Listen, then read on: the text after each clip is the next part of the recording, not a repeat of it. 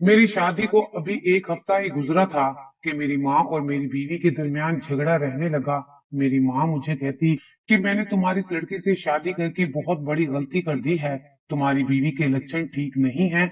जबकि मैं माँ की बात का ज्यादा असर ना लेता, क्योंकि मेरी बीवी हिना इतनी खूबसूरत थी कि मुझे पहली रात ही से उससे मोहब्बत हो गई थी।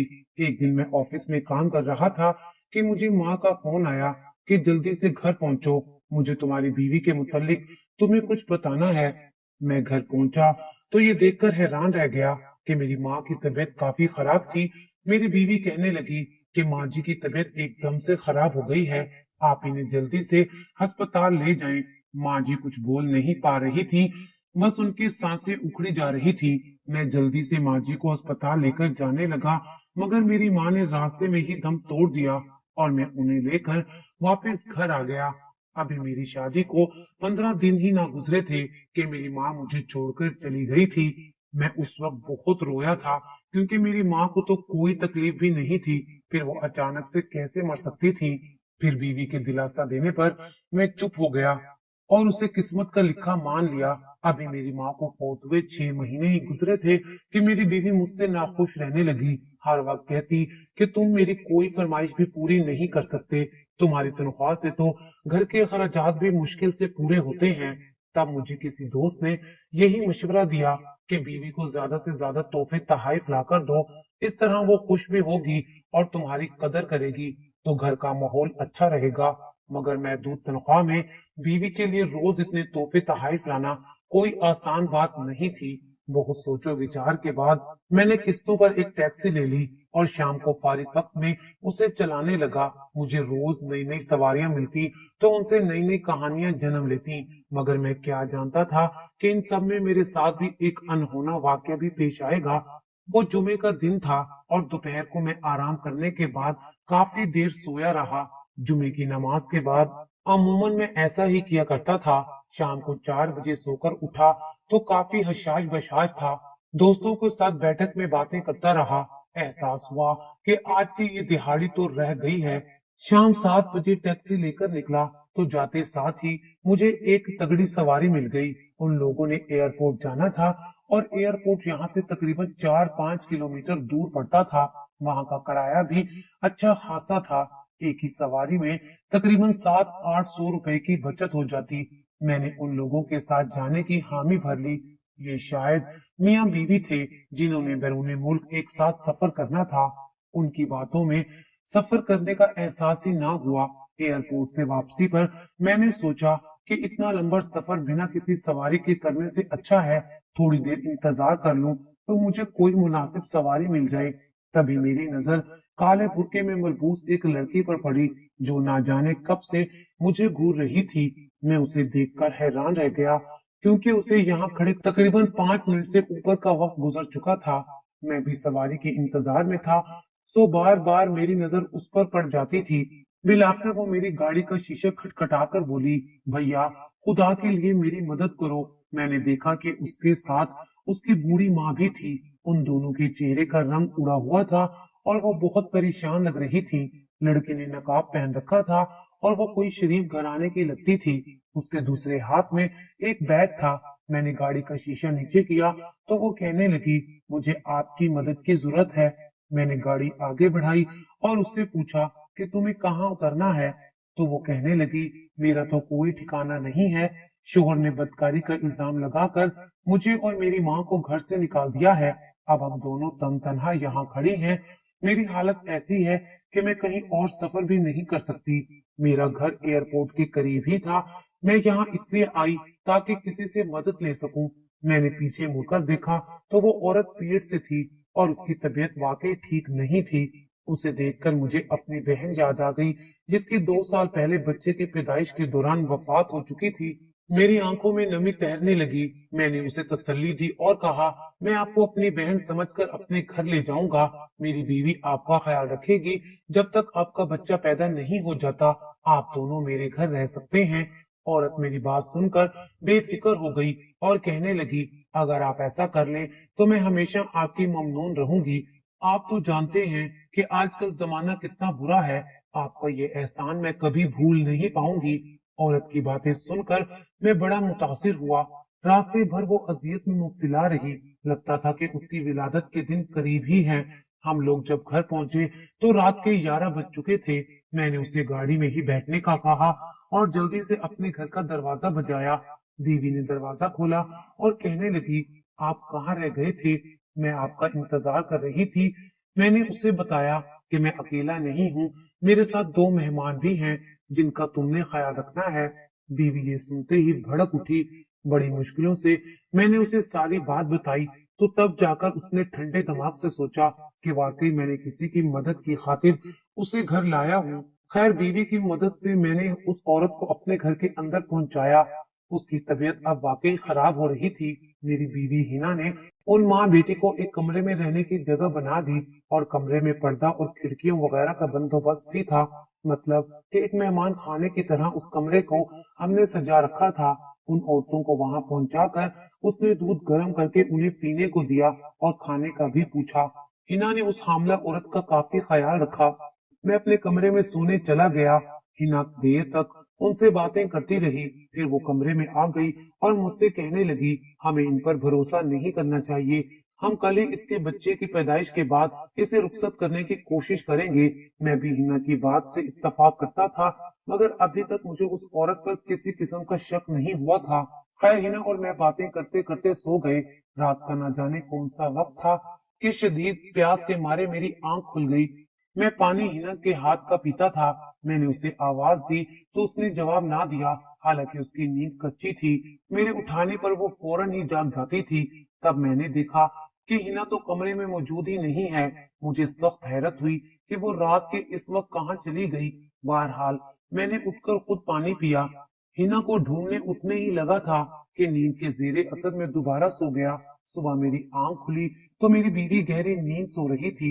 मैंने उठाने की बहुत कोशिश की, मगर वो बहुत ज्यादा गहरी नींद में थी। मैंने खुद ही अपना नाश्ता बनाया और खाना खा के ऑफिस जाने ही लगा था कि मुझे उस औरत का ख्याल आया। ये सोचकर उन माँ बेटी को भी भूख लगी होगी।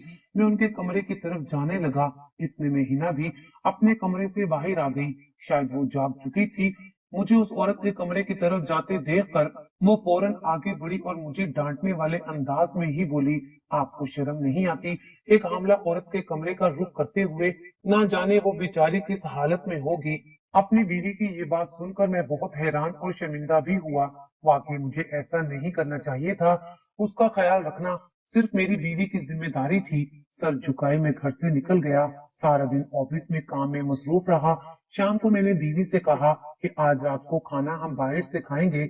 इसी ख्याल के तहत मैं अच्छे मूड में घर आ रहा था। मुझे हिना की बहुत याद आ रही थी। घर पहुंचने तक मैं सारी प्लानिंग कर चुका था। दरवाजे से ही मैंने हिना को बुलाया और कहा कि जल्दी से आ जाओ, मैं तुम्हारा इंतजार कर रहा हूँ। मेरी बात सुनकर वो कहने लगी, आप ये कैसी बातें करते हैं? घर में एक बीमार औरत को छोड़कर हम खुद डिनर करने चले जाएं, ये कोई अच्छी बात नहीं होगी। हिना की बात सही थी। मैं तो उस औरत को भूल ही गया था। बहरहाल मेरी बीवी ने घर में ही बहुत अच्छा खाना बनाकर रखा था। हम दोनों ने मिलकर खाना खाया और फिर सोने चले गए। सुबह मेरी आंख खुली तो दिन के 2 बज रहे थे। घड़ी पर मेरी नजर पड़ते ही हैरत के मारे मेरे पांव तले से जमीन निकल गई। मैं तो सुबह 8 बजे ऑफिस चला जाता था। या खुदाया, आज दिन के 2 कैसे बज गए? मैंने देखा हिना की आंखें भी लाल हो रही थी। मैंने उससे पूछा कि क्या हुआ, तुम्हारी आंखें क्यों लाल हैं और ये मुझे उठाया क्यों नहीं? मुझे सुबह 8 बजे ऑफिस जाना था। फोन पर देखा तो ऑफिस वालों की तरफ से कई मिस कॉल्स आ चुकी थी। ये देखकर मैं बहुत परेशान हुआ क्योंकि मेरा बॉस बहुत सख्त आदमी था।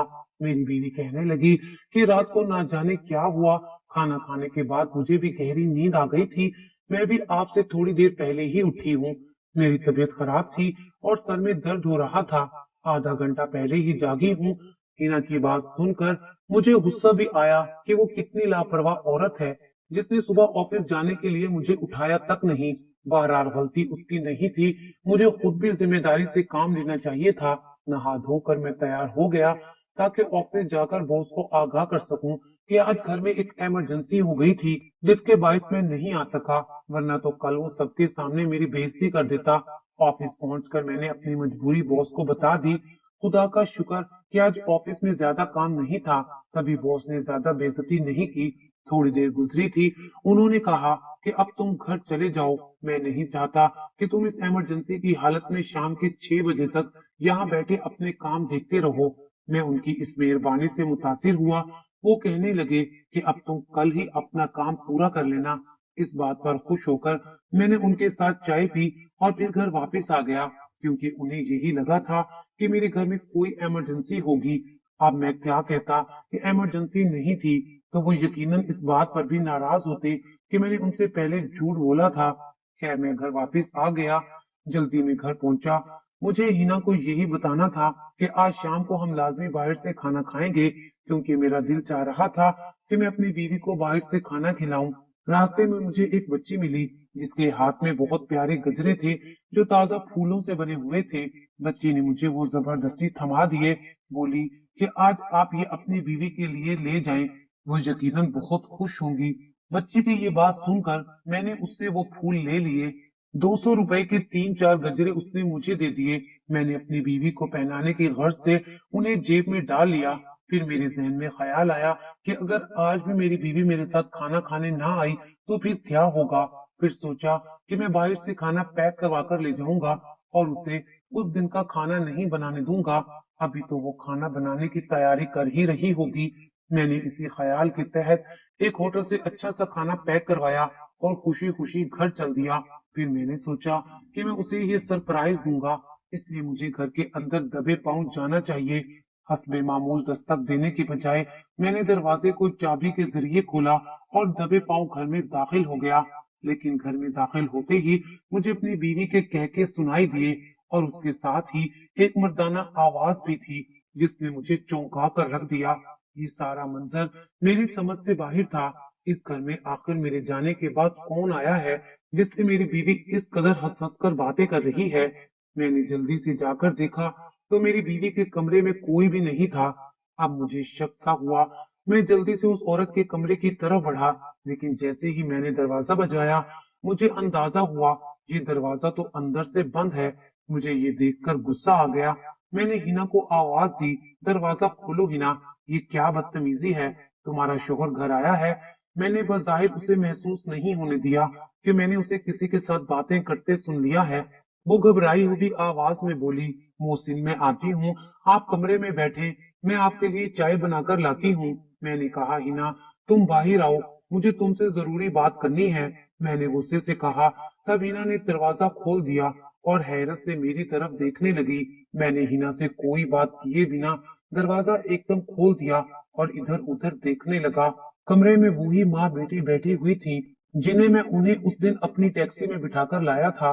उसके अलावा पूरा कमरा खाली था। कौन आया था यहाँ? मैंने गुस्से से हिना से पूछा था। कोई नहीं आया था। आप होश में तो हैं? आपका दिमाग ठीक है? मैं तो इनके साथ बैठी इनकी जिम्मेदारी कर रही थी, मगर तुम अजीब शकी आदमी हो।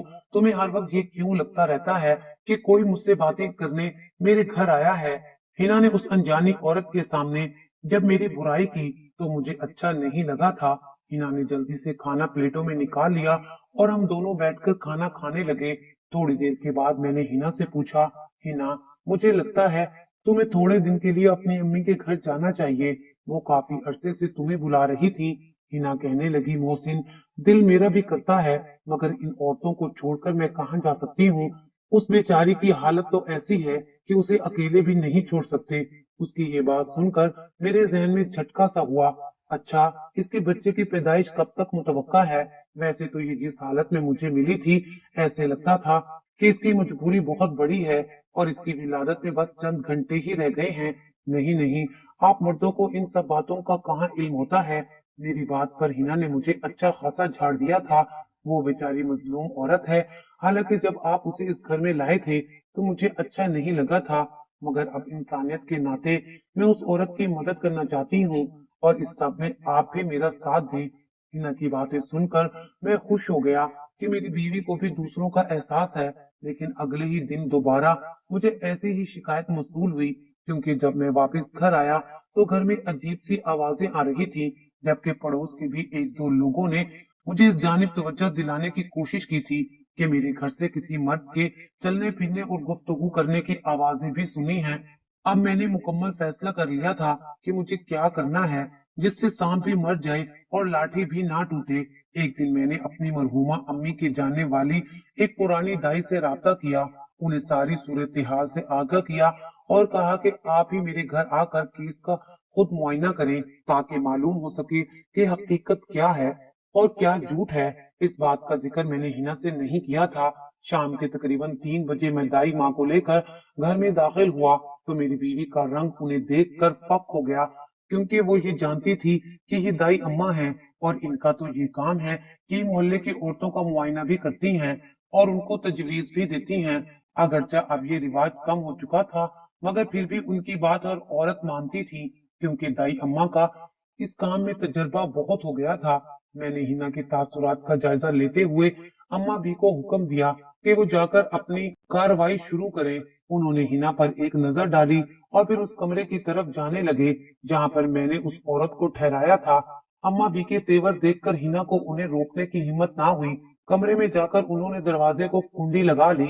हिना बाहर से दरवाजा पीटती रही, मगर अम्मा भी ने दरवाजा नहीं खोला। उनको मैं पहले से ही बता चुका था कि इस औरत को यहाँ आए हुए कितने दिन हो गए हैं और ये मामला कब से चल रहा है। मेरी इस बात पर उन्होंने कहा था कि तुम फिक्र ना करना, मैं चंद ही लम्हों में दूध का दूध और पानी का पानी कर दूंगी। अम्मा जी को गए हुए थोड़ी ही देर गुजरी थी कि कमरे से चीखों की आवाजें आने लगी। मैं जान गया कि वाकई दूध का दूध और पानी का पानी हो गया है। हिना घबराकर बार बार कमरे का दरवाजा बजा रही थी। बिलाखिर अम्मा भी ने दरवाजा खोल दिया। उनके हाथ में जूता था और वो मुझे कमरे में आने का कह रही थी। मैं तो कब से इस मामले का इंतजार कर रहा था। जैसे ही मैं कमरे में दाखिल हुआ तो मेरी हैरत से चीखें निकल गईं, क्योंकि सामने कोई औरत नहीं बल्कि हट्टा कट्टा मर्द बैठा था और उसके साथ वो बूढ़ी औरत बैठी कांप रही थी। करीब था कि मैं उस आदमी का गला दबाकर उसे इस दुनिया से ही रुखसत कर देता, मगर अम्मा भी ने मुझे ऐसा करने से रोक दिया। उन्होंने मुझे एक ऐसी तजवीज दी कि मेरा नुकसान भी ना हुआ और मोहल्ले में मेरी इज्जत भी बच गई। इससे पहले कि मैं उन्हें कुछ कहता, वो बूढ़ी औरत बोल उठी, मेरे सामने हाथ जोड़कर कहने लगी, इस सब में मेरा कोई कसूर नहीं है। मैं गलियों में कूड़ा करकट इकट्ठा किया करती थी। ये लड़का कुछ पैसों की लालच देकर मुझे अपने साथ यहाँ ले आया है और तुम्हारी बीवी इससे मिली हुई है। ये उसका पुराना आशिक है। रोज तुम्हारी बीवी रात को इससे मिलने इसके कमरे में आ जाया करती थी। इससे आगे मैं सुन नहीं पाया था। मैंने एक दोस्त को घर बुला लिया और उसकी मदद से उन तीनों के हाथ पैर बांधे और एक गाड़ी में डालकर एक ऐसी जगह ले गया जिसके बारे में किसी को मालूम नहीं था। बाहर से दरवाजे को ताला लगा दिया गया और मैं उन खबीसों को उनके किए की सजा देना चाहता था। इन्होंने मुझे जो धोखा दिया था, मैं उसकी सजा भी उसे देना चाहता था और साथ में मेरा जो वक्त और पैसे का जिया हुआ उसे भी मैं वसूल करना चाहता था। मैंने हिना के बाप से बात की और उसे अपनी बेटी के करतूतों के बारे में बताया। हिना ने बड़ी महारत से उस शख्स के साथ राब्ते में रहकर मुझे ना सिर्फ नुकसान पहुंचाने की कोशिश की, बल्कि उसे इस नाटक करने पर आमादा किया कि वो एक औरत का रूप धार कर मेरे घर की दहलीज तक पहुंच गया और उसने ना सिर्फ मेरी अमानत में खयानत की, बल्कि मुझे जहनी तौर पर तबाह बर्बाद कर दिया। और फिर औरत जात से मेरा हमेशा के लिए एतबार उठ गया। हिना के बाप को सारी हकीकत बताने के बाद मैंने भी कहा, जब मर्द औरत का नुकसान करता है तो उसे खर्चे और मेहर की सूरत में वो नुकसान भरना पड़ता है, मगर औरतें मर्दों की जिंदगियां बर्बाद करके यूं ही हंसी खुशी चली जाती हैं और सारी जिंदगी अपनी बेवफाई पर किससे सुना सुनाकर हंसती रहती हैं। मैं ऐसा नहीं होने दूंगा। मुझे हक मेहर और मेरी शादी पर जो भी खर्चा हुआ वो वापस चाहिए, क्योंकि मैं ऐसी बेवफा औरत के पीछे अपने वक्त का ज़िया करना अपनी हक तलफी समझता हूँ। हिना का बाप भी मजबूर हो गया था, क्योंकि मैं उसकी बेटी को एक नामालूम जगह पर कैद कर चुका था, जहां से उसकी रिहाई सिर्फ इसी सूरत में मुमकिन थी कि वो शादी पर होने वाला सारा खर्चा मेरे हवाले करे। हिना के बाप को मजबूरन ये सब करना पड़ा, क्योंकि उसकी बेटी एक गैर मर्द के साथ एक वीरान और सुनसान इलाके में एक अनजान जगह पर बंद थी। बस इसी सब महारत के तहत मैंने अपना सारा खर्चा भी वापस ले लिया।